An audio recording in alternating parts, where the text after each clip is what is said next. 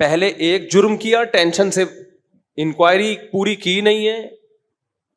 بھائی پہلے غور تو کر لو, تجزیہ کر لو, کوئی بھاگی تو نہیں جا رہی, دیکھ لو. اور اگر مس کال آئی بھی ہے, کوئی آپس کا ریلیشن بھی ہے, تو اس کا یہ مطلب تو نہیں ہے نا کہ گولی سے ہی اڑا دو. اس کی اسباب پہ غور کرو, اس کی وجوہات پہ غور کرو.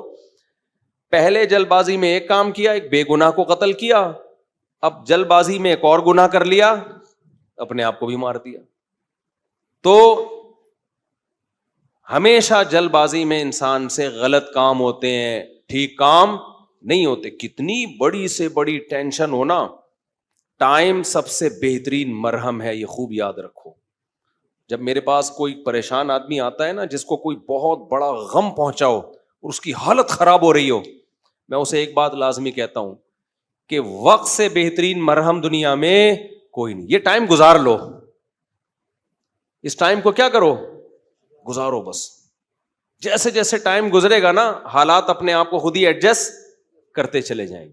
یہ اللہ نے انسان کے باڈی میں ایسی ایک لچک رکھی ہے. میں نے ایک ڈاکٹر صاحب سے پوچھا, ڈاکٹر صاحب اب پین کلر ایجاد ہو گیا ہے, درد ہوتا ہے, لوگ ٹیکا لگاتے ہیں, پہلے زمانے میں کیا ہوتا تھا؟ داڑھ کے درد کی تکلیف کتنی زیادہ ہوتی ہے نا, داڑھ کا درد ہو رہا ہو, اب تو پین کلر کھا لیتے ہیں لوگ.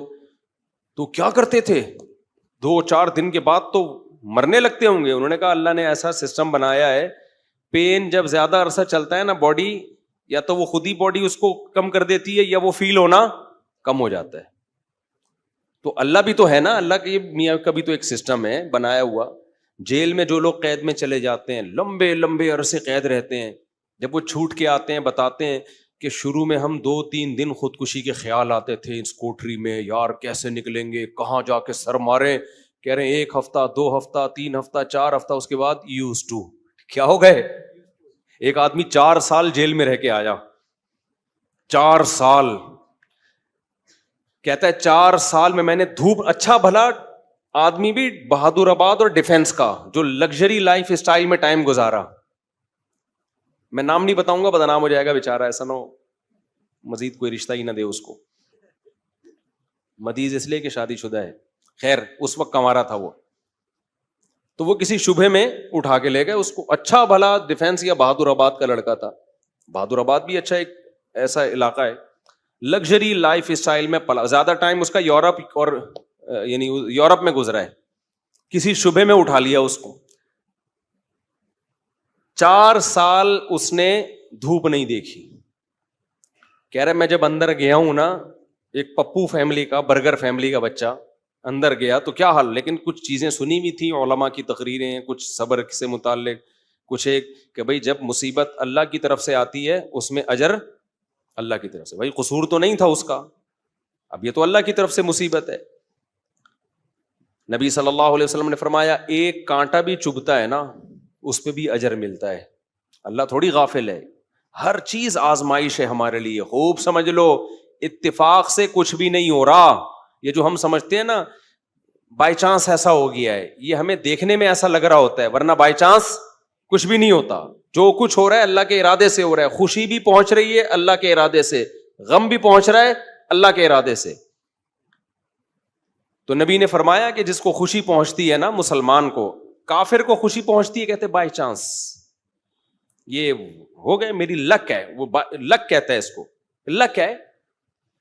ایک دفعہ میں ایک ڈاکومنٹری دیکھ رہا تھا, یہ جو کروڑوں اسپم ہوتے ہیں نا جو ماں کے رحم میں جاتے ہیں, جن میں سے ایک کو اللہ سلیکٹ کرتے ہیں انسان بنانے کے لیے.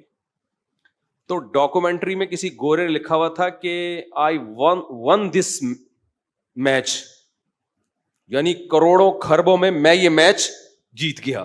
ٹھیک ہے, او بھائی تو نہیں جیتا ہے, یہ سلیکشن کس کی ہے؟ اللہ کی ہے. وہ کہہ رہے ہیں بھی بائی چانس ہو گیا کہ میں پیدا ہو گیا. بائی چانس کوئی بھی نہیں ہوتا, سب کس کا ارادے سے ہو رہا ہے؟ اللہ کے. اللہ نے تجھے پیدا کرنے کے لیے کمبخت سلیکٹ کیا ہے, اور اللہ پھر کہہ رہے ہیں نحن خلقناکم, ہم نے تمہیں پیدا کیا, ہمارا احسان ہے, تو اب اس احسان کا بدلہ دو.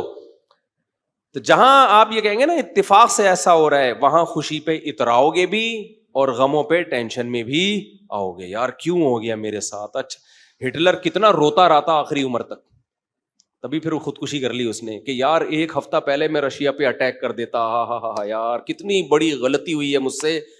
وہ کہتے ہیں ایک ہفتہ پہلے اٹیک کر دیتا